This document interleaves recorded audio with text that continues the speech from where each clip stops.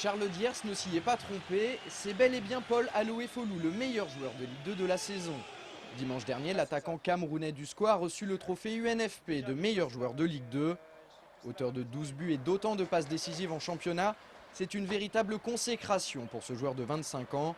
Une reconnaissance d'autant plus belle que ce sont les joueurs de Ligue 2 qui lui ont décerné cette récompense.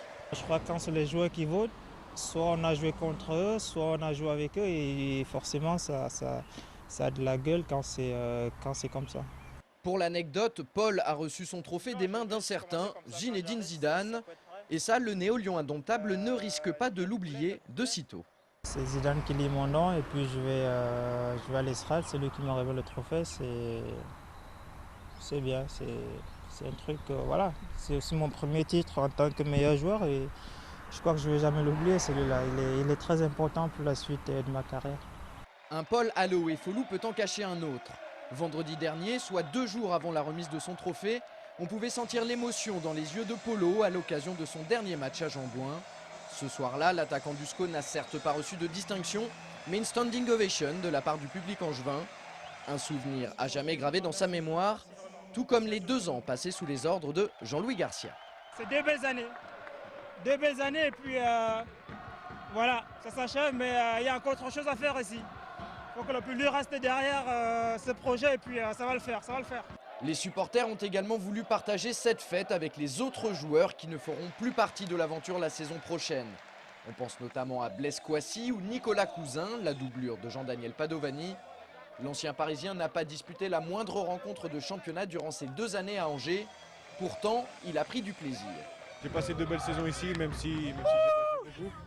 Mais en tout cas, je les remercie de l'accueil qu'ils m'ont réservé. Merci à Nico. Merci à Nico. Si ça fait 2 ans que ça se passe bien, c'est grâce à lui aussi. On s'est bien marré, c'est un Marseillais, je suis un Parisien, donc on s'est bien marré pendant 2 ans, c'est cool.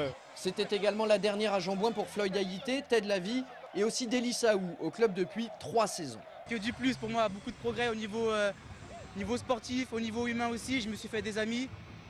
J'ai aimé travailler avec l'ensemble du club. Tu fais des amis de où, toi? Avec les mecs comme lui là. Personne qui t'aime ici. Voilà, c'est que du bonheur, je retiens plein de bons souvenirs. Voilà. Mais le moment fort de cette soirée, et c'est une petite surprise, ce sont les larmes de Fabrice De Marcolino. Le grand artisan de la montée de National en Ligue 2 en 2007 nous a confié qu'il devrait quitter le SCO en juin prochain. C'est mon dernier match à Jean-Bouin. Je ne vais pas me cacher plus longtemps. C'est clair que j'ai discuté avec des clubs. J'ai donné mon accord à un club, donc je garde encore l'anonymat. Je laisse le club dévoiler ma prochaine destination par respect du public, de mes dirigeants, de mes coéquipiers. Donc, club de Ligue 2 ? Ouais, club de Ligue 2, ouais. En tout cas, pour l'instant, il n'y a rien de définitif ni d'officiel. C'est donc une affaire à suivre. Sinon, pour la petite histoire, le SCO a fait match nul 1 but partout contre Châteauroux vendredi soir.